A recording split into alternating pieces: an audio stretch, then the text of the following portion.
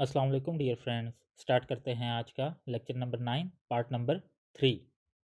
तो जो lecture number 9 का पार्ट नंबर 3 है वो कंटिन्यूशन ही है हमारे प्रीवियस लेक्चर्स की, जिसमें हमने डिटेल से हिस्टोरिकल बैकग्राउंड, बेल्फर डिक्लेरेशन, होलोकॉस्ट और बहुत सारे टॉपिक्स डिस्कस किए थे।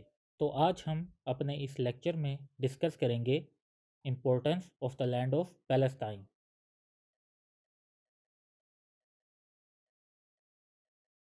तो सबसे पहले हम डिस्कस करते हैं Islamic connection to the land. अच्छा जी, आपको पता है कि हम मुसलमानों में जो लैंड ऑफ पैलेस्टाइन है, जो लैंड ऑफ इज़राइल है, उसकी कितनी अहमियत है। वहाँ पर जो मस्जिद अक्सा है और जो डोम ऑफ द रॉक है, उसकी अहमियत हम मुसलमानों में बहुत ज़्यादा है। स्पेशली अल अक्सा मॉस्क जो है वो मुसलमानों के दरमियान बहुत ज़्यादा अहमियत रखती है, क्योंकि शब मेराज के टाइम पर रसूलुल्लाह सल्लल्लाहु अलैहि वसल्लम को मक्का से अल अक्सा मॉस्क ले जाया गया। वहाँ पर रसूलुल्लाह सल्लल्लाहु अलैहि वसल्लम ने 1,24,000 अम्बिया की इमामत करवाई और वहाँ से रसूलुल्लाह सल्लल्लाहु अलैहि वसल्लम को हज़रत जिब्राईल अलैहिस्सलाम के थ्रू आसमानों की सैर करवाएगी। तो ये जो शब मेराज का वाक़या है, इसकी इस्लामिक तारीख़ में बहुत ज़्यादा अहमियत है और मुसलमानों का एक हर्टिडली कनेक्शन जो है वो इस लैंड के साथ है।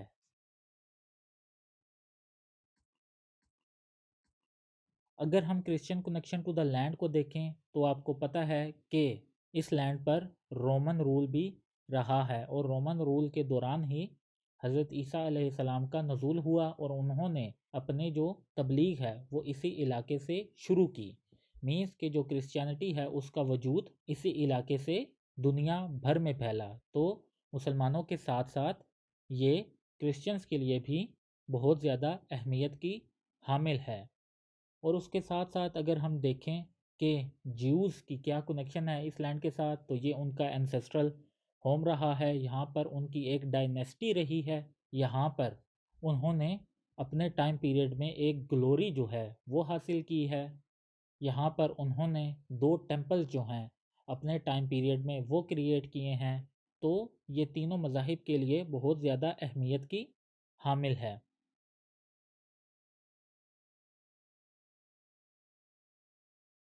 तो रिलीजियस इम्पोर्टेंस के अलावा अगर हम हिस्टोरिकल सिग्निफिकेंस इस लैंड की देखें तो बहुत ज़्यादा जो इम्पोर्टेंट इवेंट्स हैं वो इस इलाके में रोनमा हुए हैं।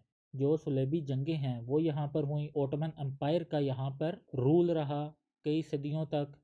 फिर जो रोमन्स हैं उन्होंने यहाँ पर रूल किया, जो ज्यूश हैं उन्होंने यहाँ पर रूल किया।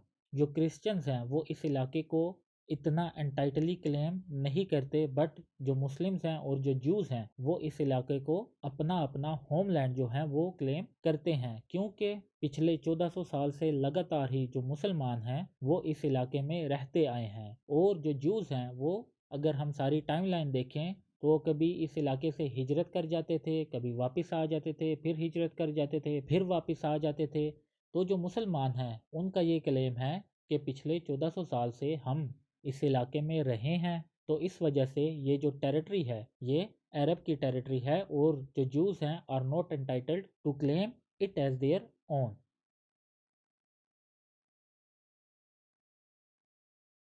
Let's discuss the next point which is protection of Arab identity.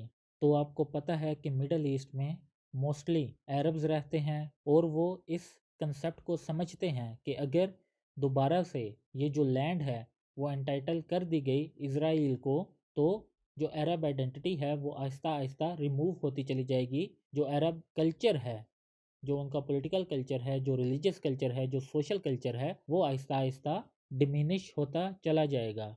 और आप देख रहे हैं कि जिस रफ्तार से जो इसराइल है वो इन्वेजन कर रहा है अपने बॉर्डरिंग कंट्रीज़ की, उसने कुछ टेरिटरीज सीरिया की भी एक्वायर कर ली हैं, कुछ इजिप्ट की भी एक्वायर की हुई हैं, कुछ जॉर्डन की भी एक्वायर की हुई हैं और वो आहिस्ता आहिस्ता अपनी इस रफ्तार को बढ़ा रहा है। तो ये एक लैंड जो है वो मुसलमानों के लिए, स्पेशली अरब्स के लिए बहुत ज़्यादा अहमियत की हामिल है, क्योंकि उन्हें अपनी जो अरब आइडेंटिटी है उसको प्रिजर्व करना है। तो अगर जो अरब्स हैं वो अपनी आइडेंटिटी को प्रिजर्व नहीं कर सकेंगे तो उनकी जो प्रेजेंस है इस रीजन में वो आहिस्ता आहिस्ता ख़त्म होती चली जाएगी।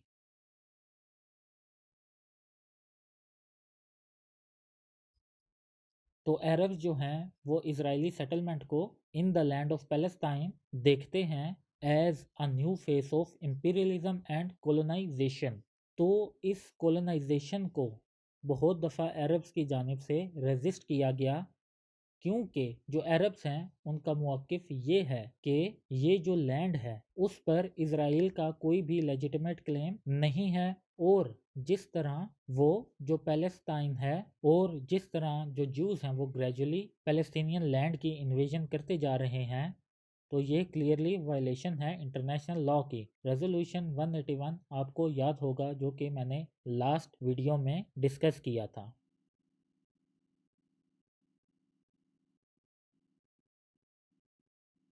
तो अगर हम political reasons of Arab Israel conflict को देखें, तो ये जो चीज़ें हैं वो मैंने आपको पहले भी डिस्कस कर दी हैं अपने प्रीवियस लेक्चर्स में, बट उनको एक दफ़ा फिर जो है हम रिवाइज करते हैं। The first reason is Zionist movement and Jewish immigration. तो जो ज़ायनिस्ट मूवमेंट है वो इमर्ज हुई, जिसने अपना जो एंसेस्ट्रल होमलैंड है उसकी ख्वाहिश की, और आपको पता है कि उसकी क्या वजूहात थी।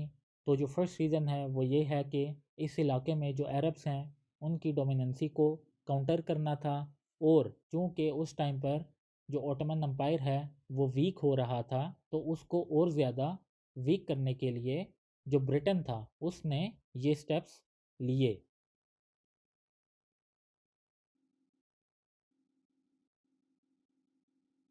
तो वो जो स्टेप्स थे वो कौन से थे? वो बेल्फोर डिक्लेरेशन था, वो ब्रिटिश मैंडेट था, पैलेस्टाइन मैंडेट था, जिसमें जूस की सेटलमेंट करवाएगी इस रीजन में, और उनको कुछ ऐसे टूल्स से जूस को इक्विप किया गया जिसकी वजह से उनकी डोमिनेंसी जो है वो बरकरार रही इस रीजन में। जैसा कि आपने देखा कि 1922 से 1935 तक उनकी जो पॉपुलेशन है 9% से लेके 27% तक वो राइज हुई। तो ये ब्रिटेन की तरफ से कैटेगोरिकली एक ऐसा स्टेप्स था जिससे जो अरब्स हैं उनकी यूनिटी को डिफाई किया जा सकता था। और आपने देखा कि जैसे ही जो जूस हैं वो यहाँ पर सेटल हुए, तो आज तक किसी भी किस्म की जो यूनिटी है वो हमें देखने को नहीं मिली अरब्स में, बल्कि अब तो कुछ ऐसी स्टेट्स हैं, यूएई है, बहरीन है, मराकिश है, इजिप्ट है, उन सब ने जो जूश सेटलमेंट है उसको लेजिटिमाइज करार दे दिया है।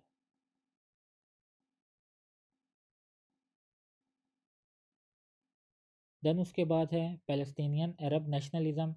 तो ज़ायनिस्ट और ज्यूश इमिग्रेशन को काउंटर करने के लिए जो अरब नेशनलिज्म था वो इमर्ज हुआ, जिसने रेजिस्ट किया ज्यूश इमिग्रेशन और अपनी जो अथॉरिटी है उसको मेंटेन करने के लिए मूवमेंट चलाई।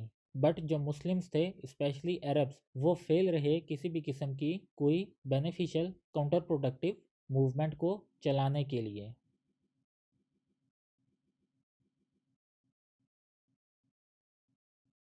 देन जी ज़ायनिस्ट मूवमेंट हुई, फिर पैलेस्टीनियन अरब नेशनलिज्म राइज हुआ, दोनों तरफ कॉन्फ्लिक्ट हुए। तो उसके बाद यूनाइटेड नेशन जो है वो मैदान में आया, तो उसने रेजोल्यूशन 181 पास की, बट जो अरब स्टेट थी उन्होंने इस रेजोल्यूशन को रिजेक्ट किया कि जो जूस हैं वो एंटाइटल नहीं है इस लैंड के। तो उसके नतीजे में एक वॉर जो है वो स्टार्ट हुई 1948 में, जिसकी वजह से hundreds of thousands of Palestinian जो हैं वो डिस्प्लेस हुए, बट अनफॉर्चुनेटली जो स्टेट ऑफ इसराइल है वो इस्टेब्लिश हो गई।